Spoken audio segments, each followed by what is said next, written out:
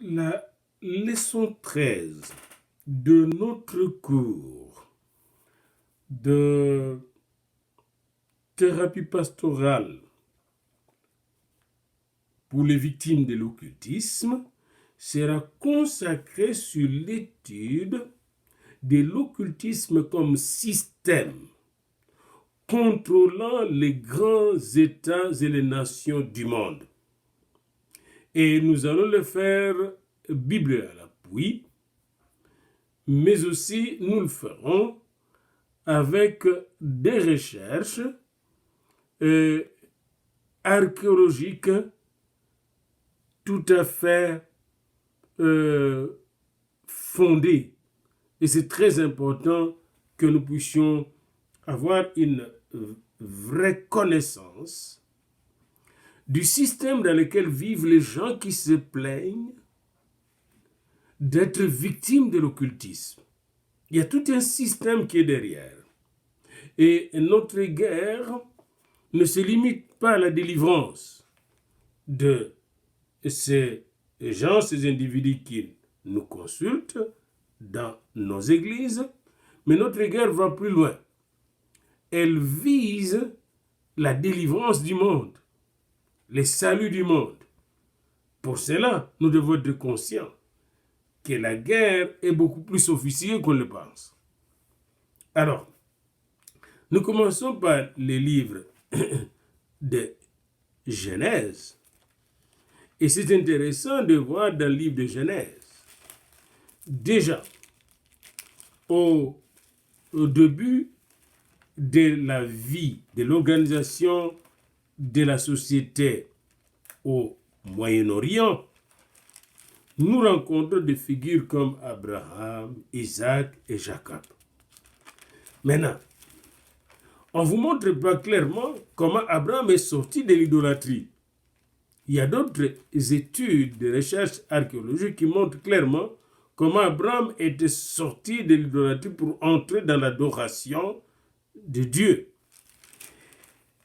L'indication la plus importante nous sera donnée dans le récit de la fuite de Jacob. Quand Jacob va fuir avec toute sa famille et va quitter, n'est-ce pas, son beau-père, qui est son oncle Laban, et en cours de route, il va être rejoint par Laban qui le poursuit avec ses enfants et ses serviteurs. Et lorsqu'il les attrape, il lui dit entre autres, « Ma main est assez forte », je suis dans Genèse 31, verset 29, « Ma main est assez forte pour vous faire du mal, mais le Dieu de votre père m'a dit, garde-toi de parler à Jacob ni en bien ni en mal. Le Dieu de votre père, c'est le vrai Dieu, le Dieu de lumière et non de ténèbres. » Il avait mis en garde Laban pour qu'il ne puisse pas parler en mal ou en bien au fils d'Abraham, au fils d'Isaac. Maintenant, il ajoute quelque chose. Et ça commence par maintenant, d'ailleurs, cette phrase, au chapitre 31, verset 30. « Maintenant tu es parti, parce que tu languissais après la maison de ton père. Pourquoi as-tu dérobé mes dieux ?» Autrement dit, là où vivait Laban, ce monde-là consultait des dieux occultes, des dieux du monde des ténèbres, des esprits des ténèbres. Et vous allez voir qu'il consultait par divination. Comment je laissais toujours le texte à l'appui. On ne sort pas du texte.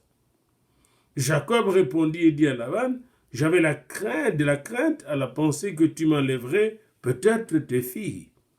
Mais périsse celui auprès duquel tu trouveras tes dieux.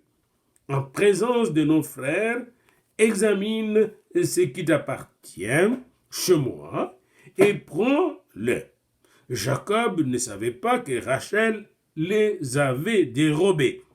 Laban entra dans la tente de Jacob, dans la tente de Léa, dans la tente de 2 servantes, et il ne trouva rien. Il sortit de la tente de Léa et rentra dans la tente de Rachel. Rachel avait pris les téraphim, les avait mis sous les bas du chameau et s'était assise dessus. Laban fouilla toute la tente et ne trouva rien. Elle dit à son père que mon Seigneur ne se fâche point si je puis me lever devant toi, car ce qui est ordinaire aux femmes, car j'ai ce qui est ordinaire aux femmes. Il chercha et ne trouva point les téraphim. Les téraphim, c'est un objet magique sous forme de statuette qu'on utilisait pour diviner. Vous voyez, pour, n'est-ce pas, connaître l'avenir, connaître le présent et même le passé. C'est un instrument médiumnique, oraculaire, c'est-à-dire occulte. C'est-à-dire que Laban vivait dans une civilisation occulte. Et Rachel était dans l'occultisme. Alors quand vous allez au chapitre 35, et vous voyez Rachel comment elle ment dans l'occultisme, quand on est dans l'occultisme, les mensonges arrivent. Et vous allez voir les conséquences dans la vie de Rachel. Rachel avait des problèmes de stérilité, beaucoup de problèmes difficiles. Et dans le foyer, c'était des querelles terribles. Les conséquences étaient énormes. Rachel était victime de l'occultisme. Je viens de vous le démontrer. C'est un cas qui devait être traité par la thérapie pastorale de délivrance. Alors quand vous arrivez au chapitre 35, après le viol de Dina, au chapitre 34, Dina qui était violée par un fils du roi, dans lequel du roi qui s'appelle Hamor à Sichem. Alors, après le viol de Dina par le fils du roi, d'un roi qui probablement était lui-même occulte, et le refus de marier Dina à ses fils du roi, puis le meurtre, le génocide opéré par le fils de Jacob sur ce peuple-là, qui avait violé, dont le vice-roi ou le fils du roi avait violé leur sœur. Après cet incident, Dieu dit à Jacob, lève-toi, monte à Bethel et demeure-y, et là tu dresseras un autel au Dieu qui t'a paru lorsque tu fouillais Esaïe, ton frère. Jacob accepte, mais dit arrête. Maintenant, il faut que je fasse quelque chose qu'il n'avait pas fait depuis qu'il est sorti de Charan. Il dit à toute sa maison, ôte les dieux étrangers qui sont au milieu de vous. 35, verset 2. Purifiez-vous et changez de vêtements. Et verset 3, nous nous lèverons et nous monterons à Bethel.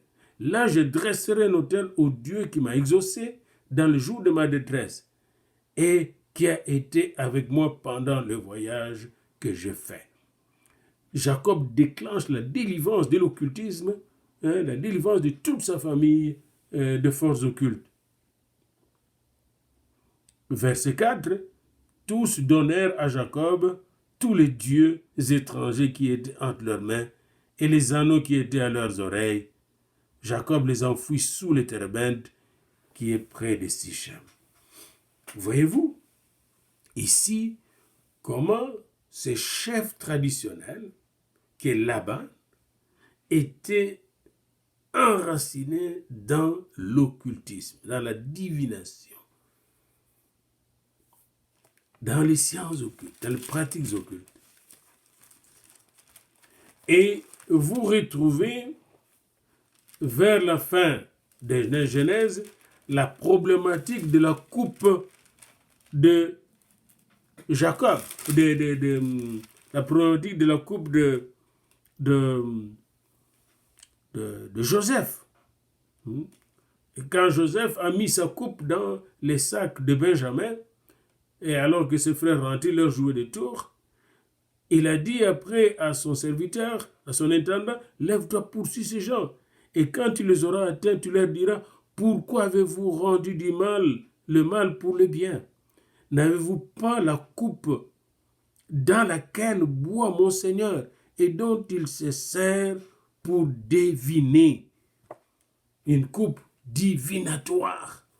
On voit l'Égypte qui était plongée dans ça. Mais ce n'est pas encore plus clair jusqu'à ce qu'on arrive dans le livre d'Exode. Dans le livre d'Exode, vous allez voir comment l'Égypte était plongée dans la magie.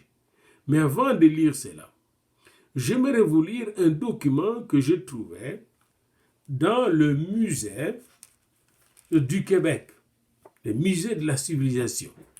Et là, c'était une exposition d'un document avec les œuvres d'art égyptiennes. Et lorsqu'on exposait ces œuvres d'art, je suis tombé sur un document que j'ai lu et je vous le lis et je l'ai à l'internet. Je peux vous l'envoyer. Nous avons des droits d'auteur d'au moins $5 à verser. Et voici ce que dit l'auteur. Audacieuse et inusitée, l'exposition convie les visiteurs à entrer en contact avec la pensée des Égyptiens de l'Antiquité, lesquels avaient une confiance inébranlable dans la magie, partout présente dans l'univers pharaonique. Ils considéraient à la fois comme source d'une sagesse surnaturelle et un moyen d'influencer le destin, la magie.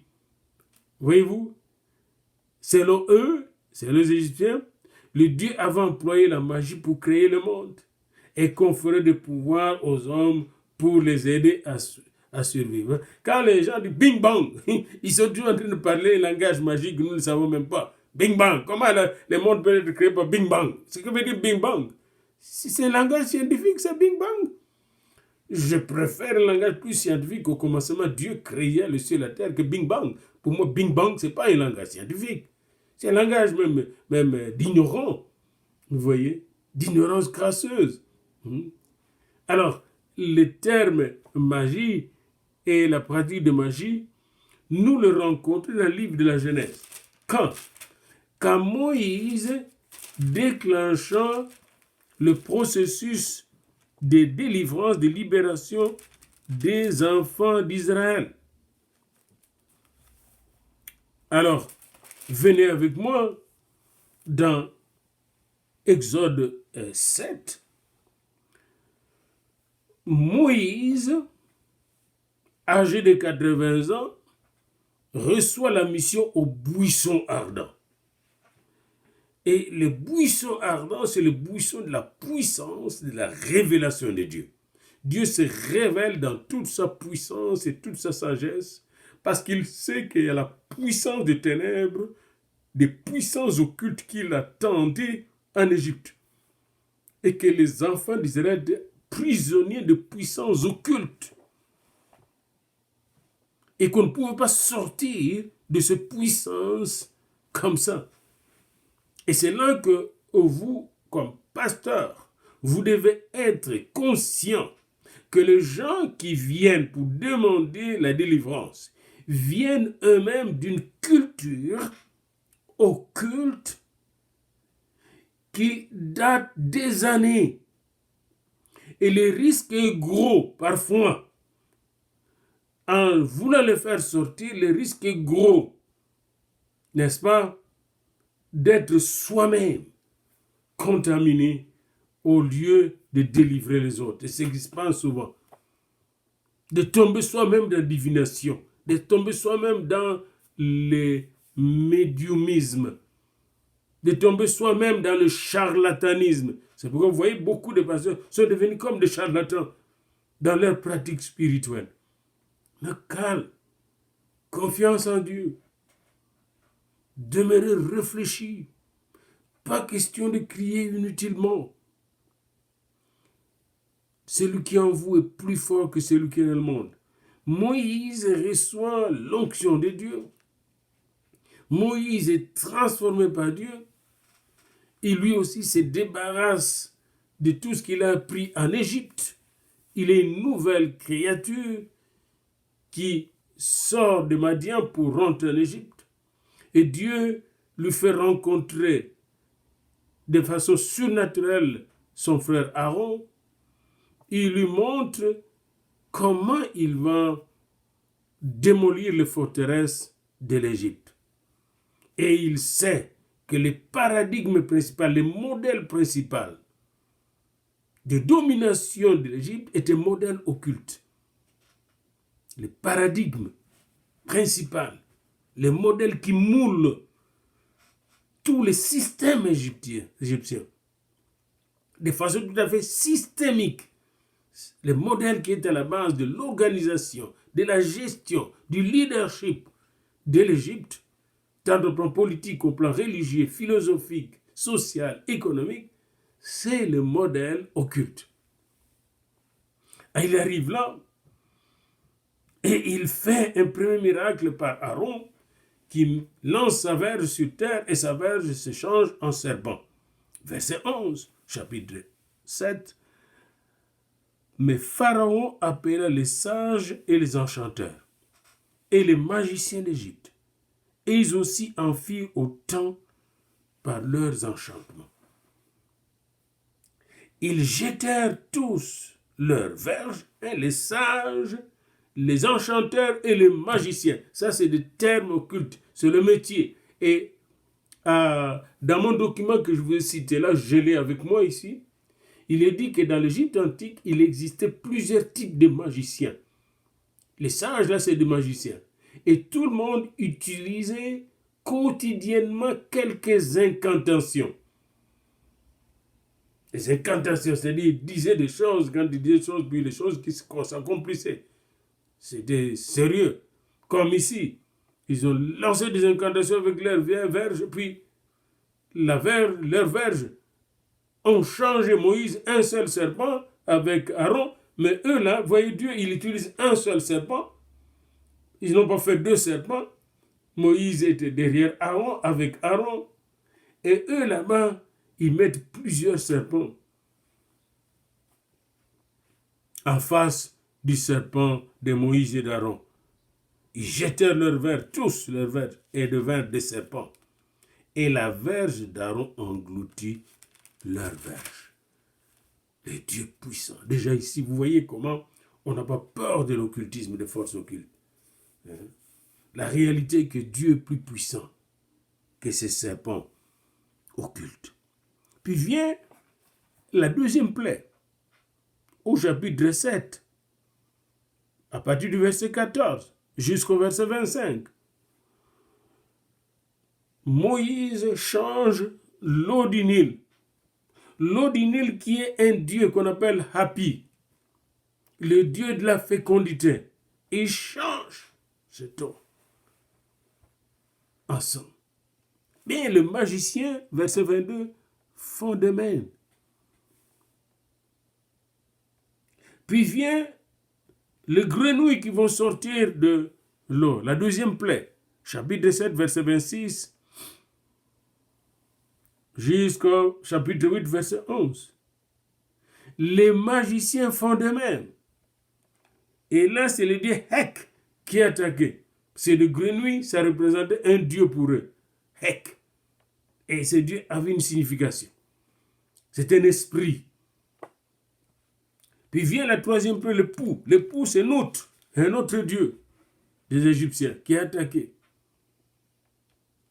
Et là, quand il a fait le pou, regardez ce qui se passe au chapitre 8, le verset 14 et 15. Les magiciens employèrent leurs enchantements pour produire le pou, mais ils ne purent pas. Le pou était sur les hommes et sur les animaux.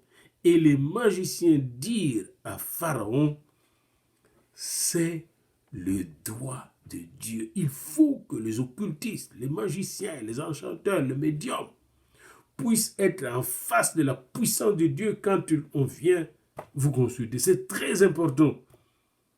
C'est pourquoi nous devons être connectés avec Dieu.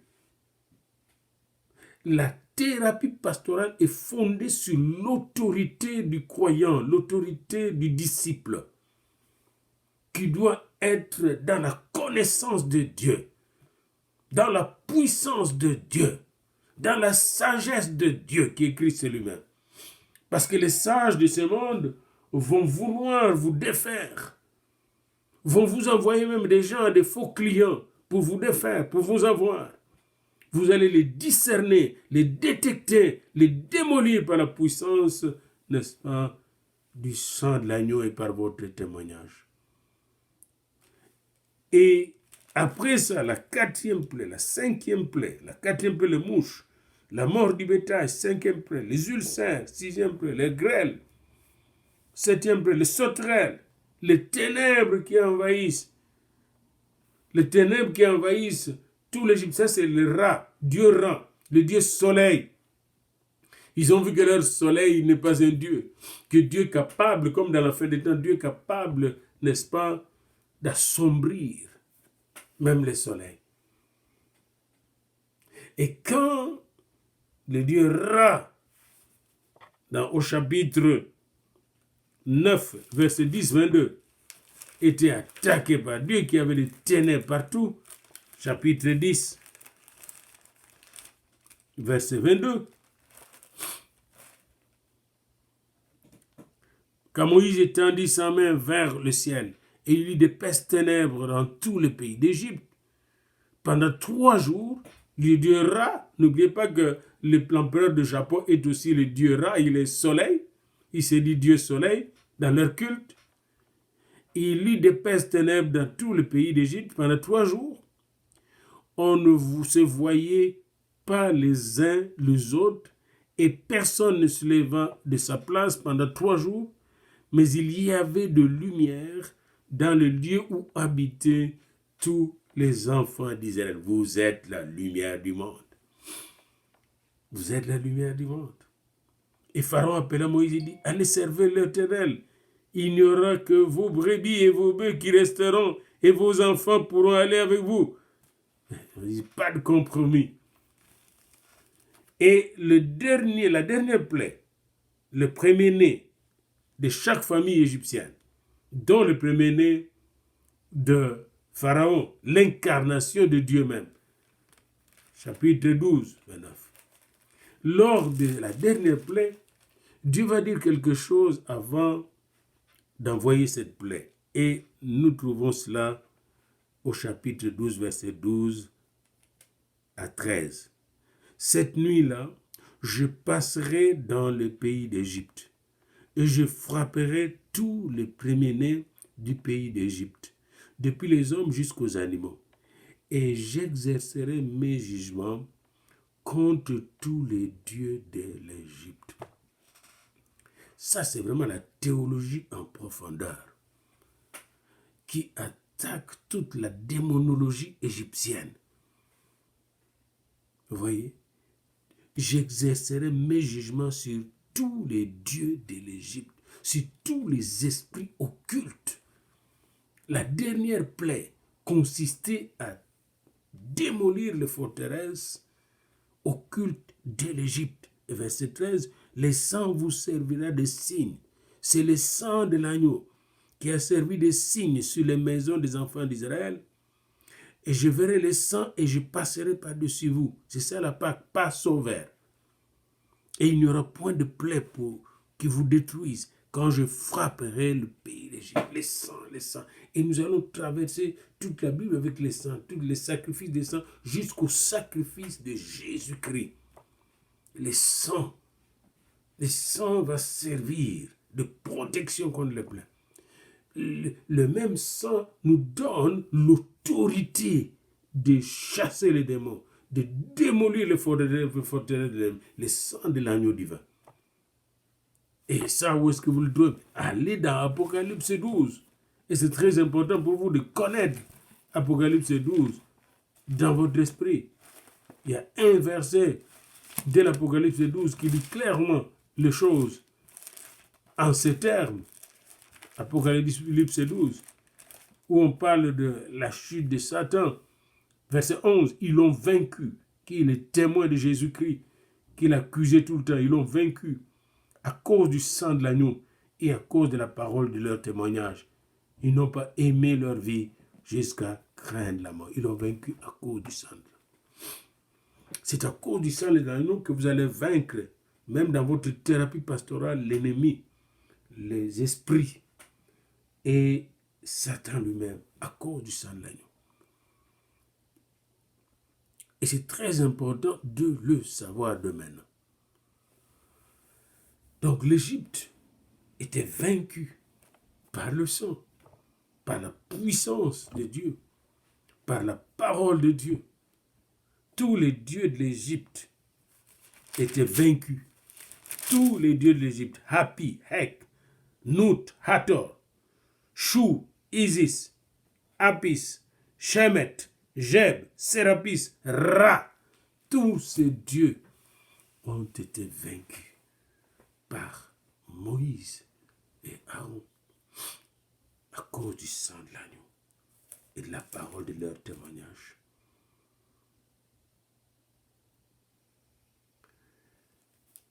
Les magiciens d'Égypte continuent, ils ont contaminé le monde entier.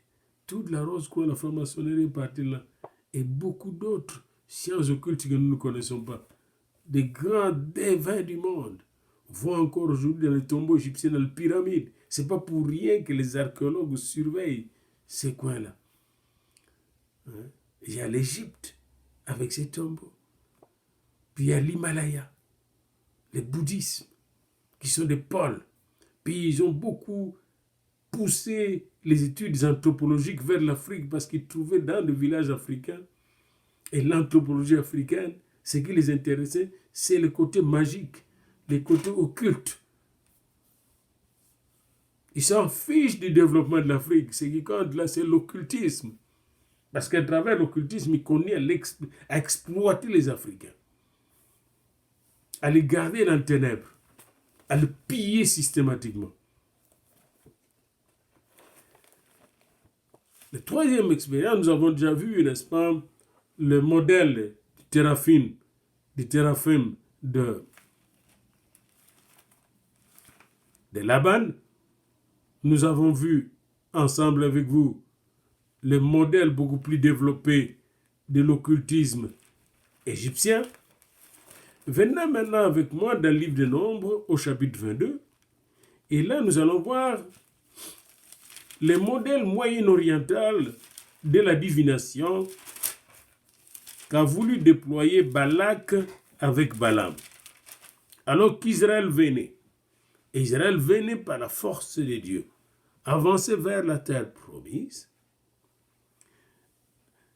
un certain Balak, fils de Tzippor, roi de Moab, a appelé Balaam qui était un devin qui n'était pas pire, qui pouvait même à la rigueur être un prophète.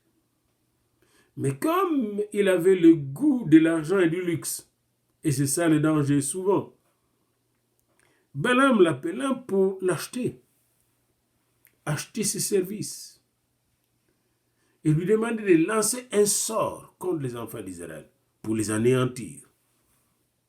Et beaucoup de gens ne savent pas parfois de la guerre, c'est là que nous avons les aumôniers qui vont dans la guerre. Malheureusement, beaucoup d'entre eux ne connaissent pas la thérapie pastorale et la guerre spirituelle.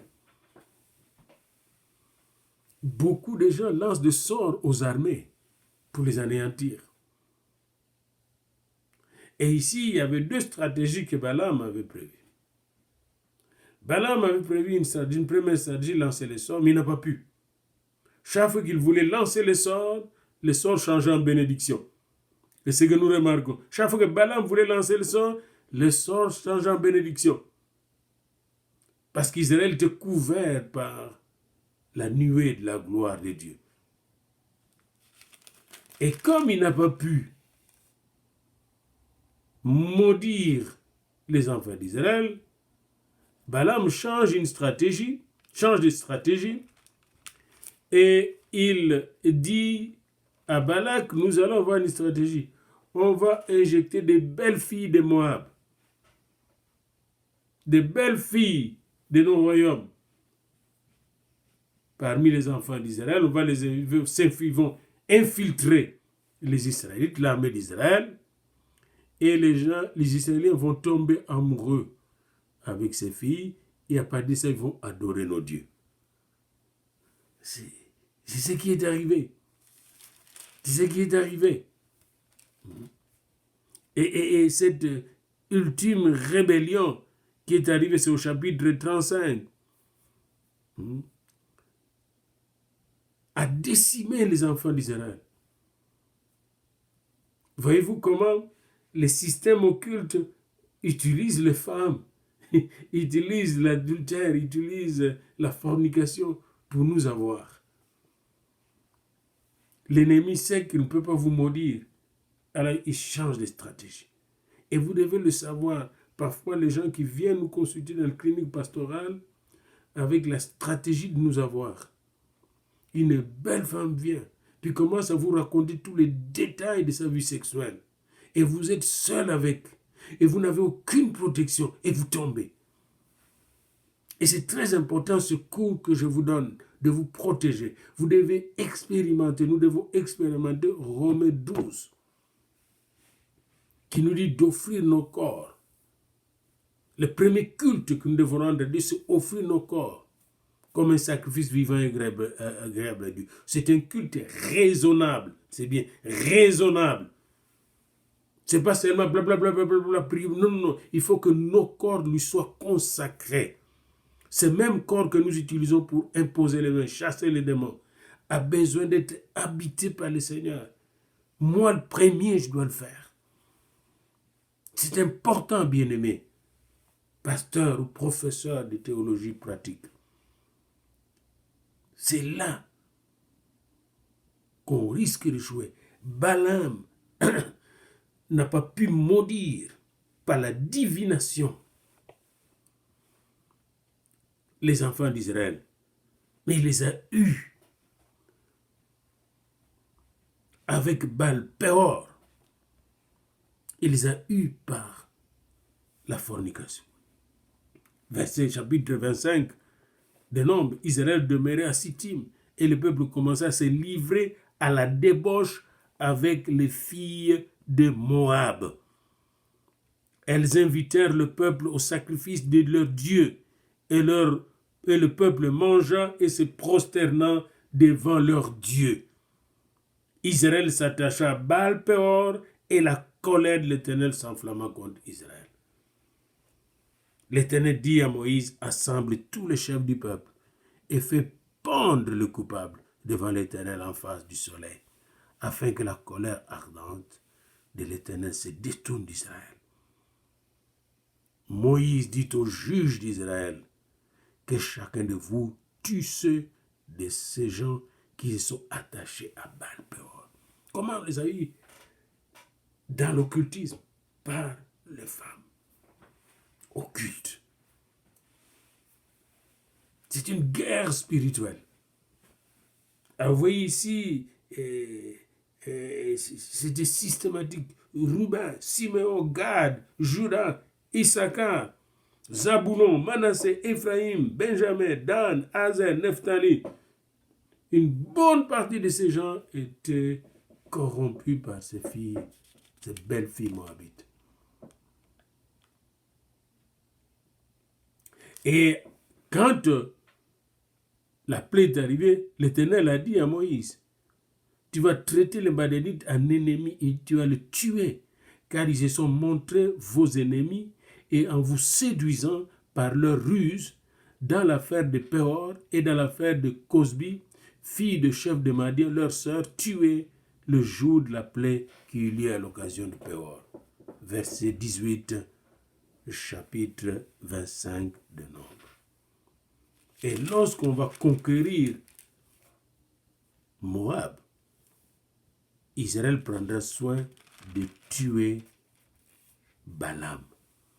Balaam va finir par être tué. Alors encore ici, vous savez, vous voyez dans le système de guerre l'occultisme. Lui, le peuple, les rois qui recourent à l'occultisme, comme le pharaon recourait aux magiciens, aux enchanteurs, aux sages occultes, pour, n'est-ce pas, résister à Moïse et à Aaron. Venez maintenant avec moi, et là, nous avons fait un saut au Moyen-Orient. Allons plus loin dans le livre de Daniel, et nous allons voir, toujours de manière systématique,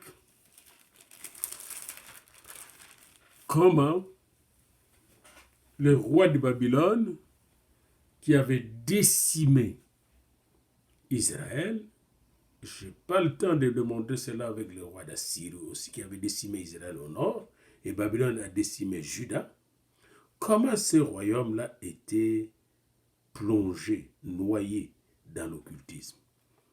Le livre de Daniel nous montre des choses extraordinairement claires. Nous demande les choses extraordinairement claires.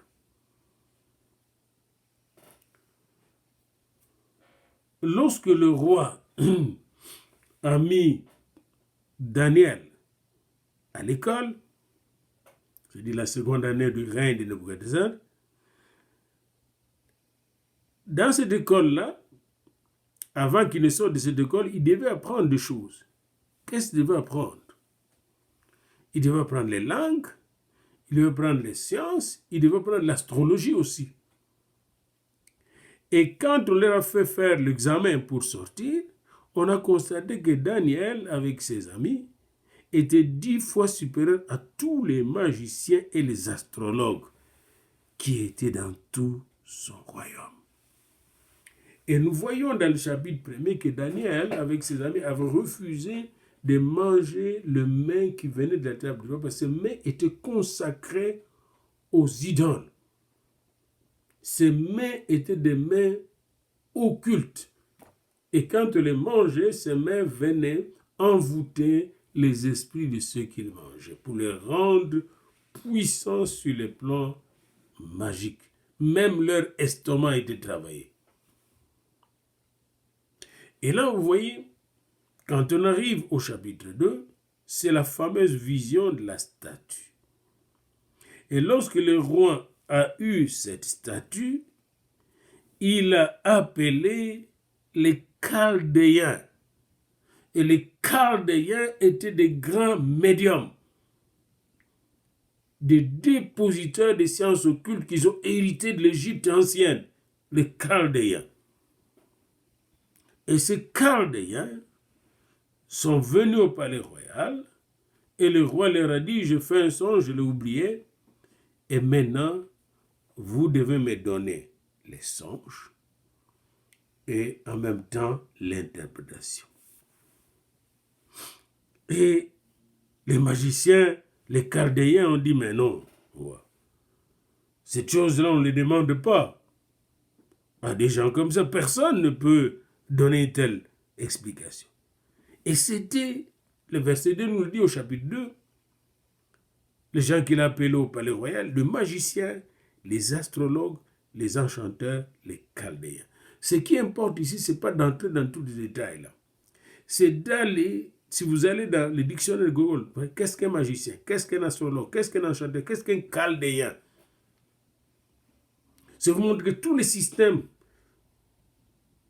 royaux à Babylone s'est reposé, avait pour fondation l'occultisme.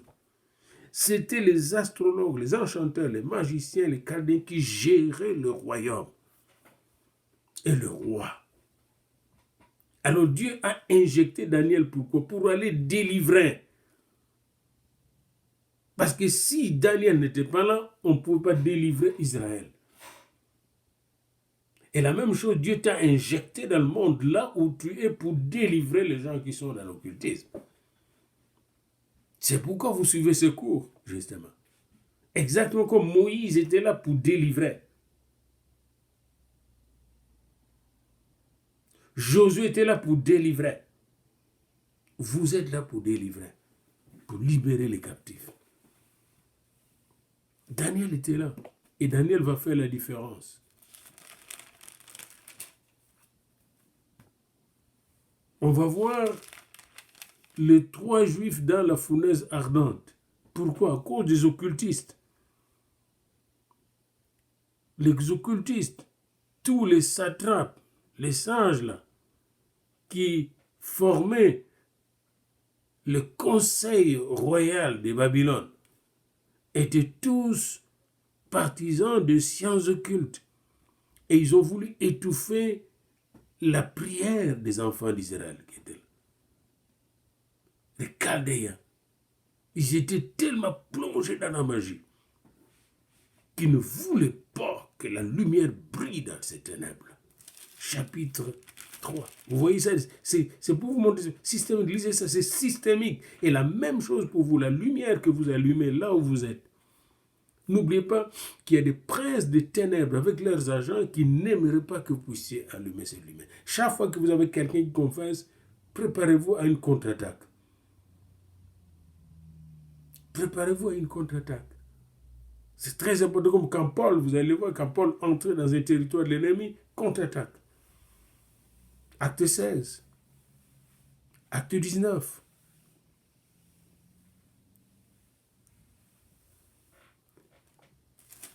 Lorsque vous allez dans Daniel, au chapitre 6, c'est un autre empire maintenant, Médo-Perse. Les Iraniens là que vous voyez maintenant qui s'appellent des chiites là, mais ils ne sont pas moins magiciens que les autres. Plein d'esprits de méchanceté, de sorcellerie, de divination, de médiumisme. Darius est venu et il a rencontré Daniel. Il a voulu donner une promotion à Daniel. Les royaumes avaient 120 satrapes, de grands conseillers, qui devaient être dans tous les royaumes, comme des gouverneurs. Et à leur tête, il y avait 3 chefs, dont Daniel. Pour vous qui avez des gens qui font de la politique, et maintenant même il y a des pasteurs qui entrent en politique, puis vous voyez comment ils sont même pris par toute cette confusion. Chez nous comme ici, d'ailleurs aux États-Unis, les pasteurs comme Jackson, qui est entré dans la politique, vous ne savez pas comment il a fini. Il a fini par se détruire moralement, détruit totalement. Son fils devenu malade mental. Les attaques occultes. Les attaques occultes. Beaucoup de pasteurs baptistes même, des États-Unis presbytériens sont dans la franc-maçonnerie, dans la Rose-Croix, perdus. Merci Seigneur de me sauver. Continue à me sauver Seigneur jusqu'à la dernière minute. Nous devons avoir une intelligence affinée. Les concepts de l'occultisme traversent toutes les cultures. Il faut étudier ces concepts de façon rigoureuse. Et ici, nous avons passé de Babylone à la Perse. Darius arrive, puis Daniel le promet parmi les 3 chefs qui gèrent les 120 satrapes. Et Daniel surpassait ses chefs et ses satrapes en intelligence. Il avait un esprit supérieur. Et là, on cherche une occasion pour accuser Daniel parce qu'il est dangereux. Pourquoi? Parce qu'il est lumière au palais royal. Ils vont conseiller le roi pour faire une statue que tout le monde doit adorer. Et le décret est pris que celui qui ne va pas adorer ces statues. On a dit, qu'est-ce qu'on a dit là? Les chefs et les sages cherchèrent une occasion d'accuser Daniel. L'accusateur, nous savons, quand il y a accusation, il y a le chef des occultistes, c'est qui? Les diables. Alors ils n'ont pas trouvé une occasion. Alors ils disent, on a trouvé quelque chose. Dans la seule loi de Dieu, c'est interdit d'adorer des statues, d'adorer des gens. Alors tous les chefs, les intendants, les satrapes, les conseillers, les gouverneurs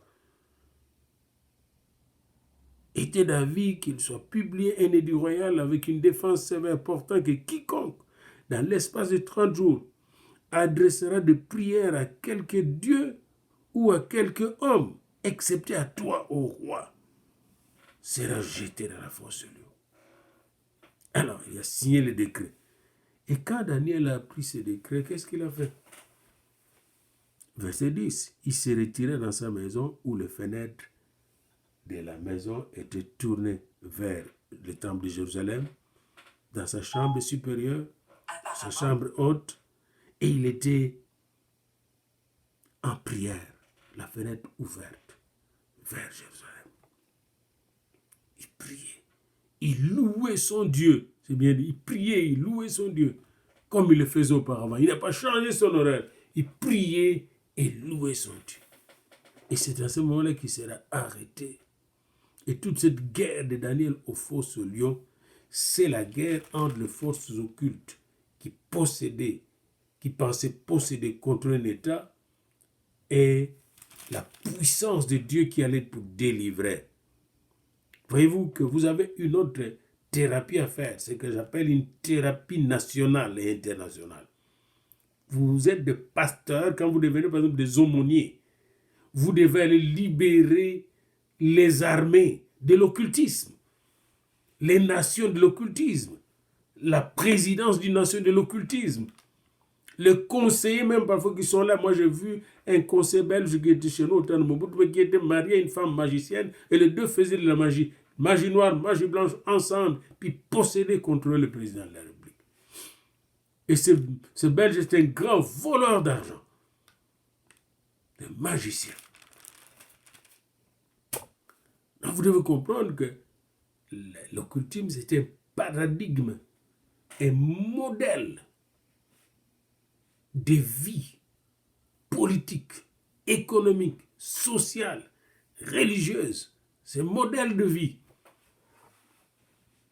Une vision du monde qui est là, qui est acceptée partout dans le monde, plus facilement que le Christ.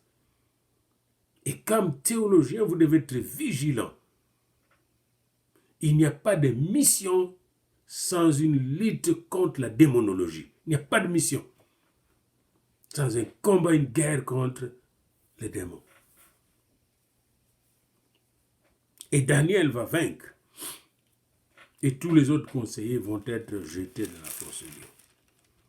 Mais Daniel ne va pas arrêter là. Daniel va connaître une vie de prière intense. Et vous connaissez, je peux mettre ça en relation avec le livre de Néhémie, parce que c'est toujours l'exil qui continue là. Et Néhémie, c'est un disciple de Daniel. Comme les Esther, là, ce sont des disciples de Daniel, comme Esdras. Ce sont les disciples de Daniel. On retrouve là jusqu'à la délivrance. Les livres de Daniel, de Néhémie et d'Esther et d'Esdras nous montrent la délivrance, comment la délivrance va se faire. Et en même temps, comment l'ennemi continue d'attaquer dans le livre d'Esther, voulait décimer tous les enfants d'Israël, comme l'ennemi aujourd'hui veut décimer toute l'Église. Attention, comme pasteur, de vous détruire les uns les autres. Parce que l'ennemi veut détruire l'unité entre les enfants de Dieu. Réalisez chaque jour Matthieu 17, 19 à 23. La prière de Jésus, pourquoi il veut que nous soyons un? Pour que le monde croie. Il faut que l'armée soit unie en Christ. Daniel a connu à prier. Il a connu à prier. Et à jeûner. Et à prier. Alors un jour, il a pris un temps de prière de 21 jours. Chapitre 9. La première année du règne de Darius. Il priait. Il priait. Et sa prière est là. Je m'excuse. Et pendant qu'il priait, alors qu'il priait, intensement, qu'est-ce qui est arrivé? Il a vu, je parlais encore, et dans ma prière, quand l'homme Gabriel, que j'avais vu précédemment, dans une vision s'approchait de moi d'un vol rapide. Verset 21, chapitre 9. Au moment de l'offrande du soir, il m'instruisit et s'entretient avec moi. Il me dit, Daniel, je suis venu maintenant pour ouvrir ton intelligence.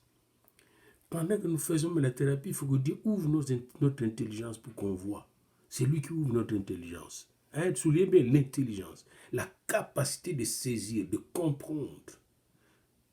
La capacité de comprendre de loi, de fonctionnement social, de comprendre la vie humaine, l'anthropologie humaine, de comprendre la sociologie humaine, de comprendre, n'est-ce pas, la cosmologie, de comprendre la géologie, de comprendre, n'est-ce pas, les fonctionnements de l'univers. C'est l'intelligence. Mais l'intelligence aussi, c'est la capacité de comprendre le mouvement des esprits. L'intelligence de Dieu. Lorsqu'il a commencé à prier, la parole est sortie, je viens pour te l'annoncer maintenant, car tu es un bien-aimé. Sois attentif à la parole et comprends la vision. Alors, il va lui donner les 70 semaines. Il va lui expliquer tous les rêves des 70 semaines. Et c'est très important de les savoir. Mais pour comprendre ce que nous voulons comprendre, parce que ce n'est pas la prédication ici, j'essaye de vous montrer tout simplement une chose. C'est que l'occultisme domine les systèmes politiques, sociaux, économiques, éducationnels du monde. Et que la personne qui se présente dans votre église, dans votre clinique pastorale, dans votre bureau, et qui se plaint de troubles psychiques, de troubles personnels, de troubles familiaux à cause de l'occultisme, n'est qu'un symptôme d'une maladie beaucoup plus générale. Vous comprenez, c'est très important. D'un fléau. C'est un symptôme d'un fléau. Et vous allez trouver cette explication surtout dans Daniel 10. Daniel était en train de prier et quand il a prié, il a eu une révélation. Et cette révélation, c'est l'ange Gabriel qui est venu encore. Et il me dit, Daniel ne craint rien. Chapitre 10, verset 12. Dès le premier jour où tu as eu à cœur de comprendre et de t'humilier devant ton Dieu, tes paroles ont été entendues et c'est à cause de tes paroles que je viens. Le chef du royaume de Perse m'a résisté 21 jours.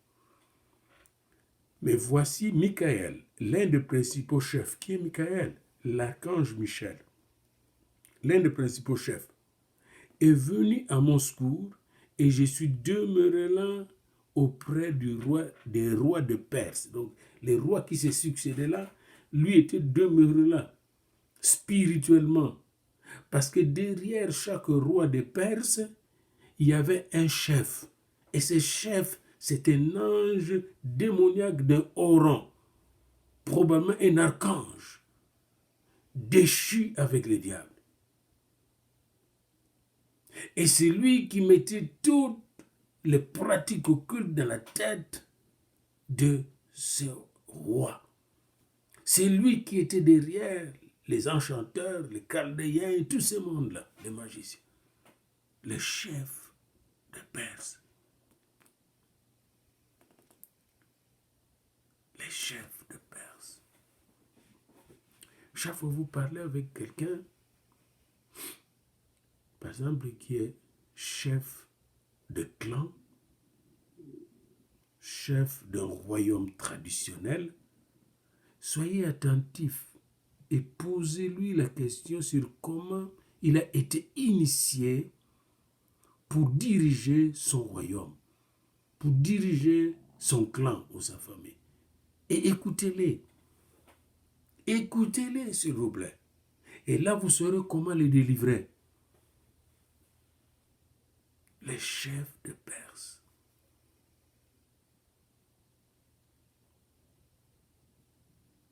Ce qui nous est dit ici, le chef de Perse, verset 13, le chef du royaume de Perse, il s'agit d'un chef de haut rang sur le plan spirituel qui surveille le mouvement de toutes les dominations spirituelles, de toutes les principautés spirituelles, de tous les princes du royaume des ténèbres, de tous le cosmokratos, les princes cosmiques, les esprits méchants dans le lieu céleste,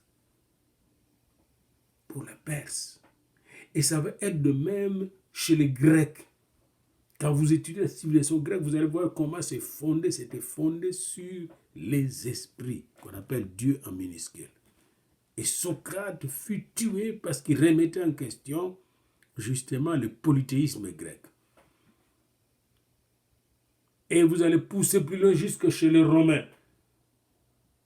Et c'est comme ça que les Romains ont récupéré même l'église chrétienne qu'ils ont transformée en catholicisme romain en y injectant toute l'idolâtrie romaine, grecque, chaldéen, perse.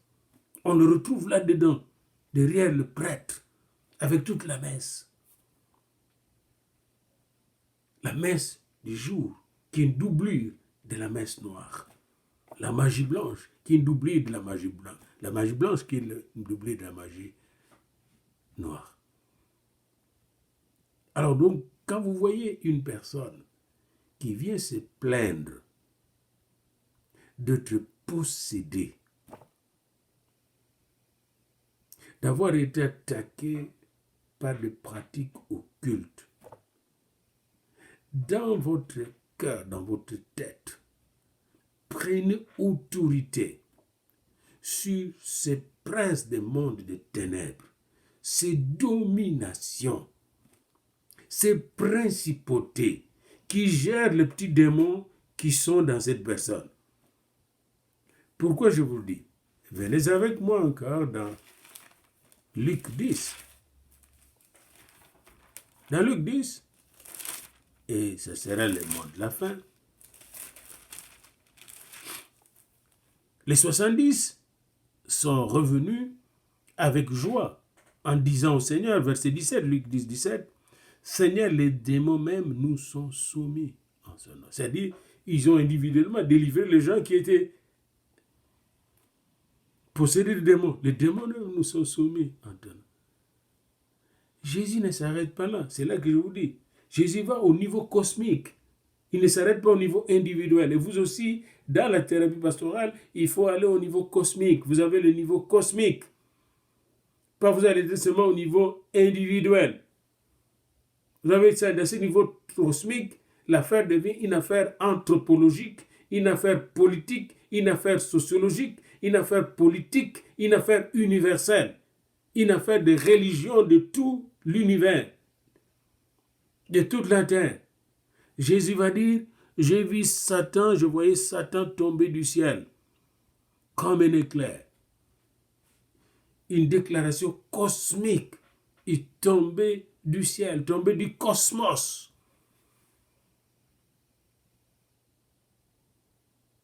Comme un éclair. C'est céleste, cette affaire. Comme un peu le christianisme céleste qui s'est développé en Afrique de l'Ouest. C'est lui qui doit tomber du ciel. Et pour qu'il tombe du ciel, il faut que vous puissiez être en mesure de le détecter de façon systématique et systémique. Quand je dis systématique, c'est quoi? Vous allez rigoureusement discerner les esprits qui agissent dans chaque personne qui vous consulte. Il faut discerner quel genre d'esprit. Ah, c'est tel esprit. Le Seigneur va vous le révéler. À travers ce qu'il va dire, ah, c'est l'esprit de divination. Non, ça c'est la cartomancie divinatoire. Donc, ça c'est l'esprit de magie noire. Wow, ok. Ça c'est la magie blanche. Ça c'est le médium, etc. Et en discernant, vous saurez à quel système cet esprit est attaché. En renversant cet esprit que vous avez discerné, vous avez identifié, eh bien, vous faites tomber son chef suprême du ciel.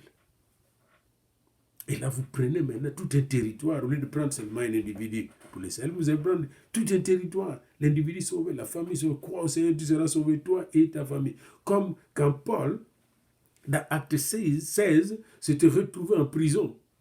Et là, on les a jetés en prison parce qu'ils venaient de délivrer une seule personne. La fille qui divinait, la fille qui avait l'esprit de Python. Mais Dieu ne voulait pas qu'ils s'arrêtèrent à une seule personne.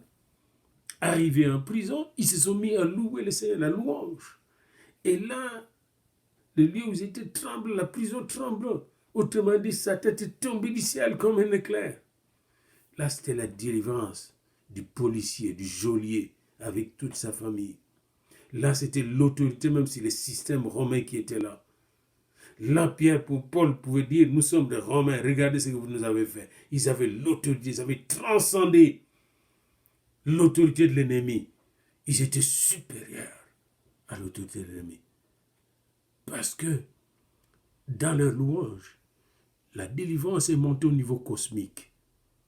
La délivrance a transcendé le niveau individuel pour aller au niveau cosmique, démolir la forteresse de l'ennemi à Philippe. Vous voyez?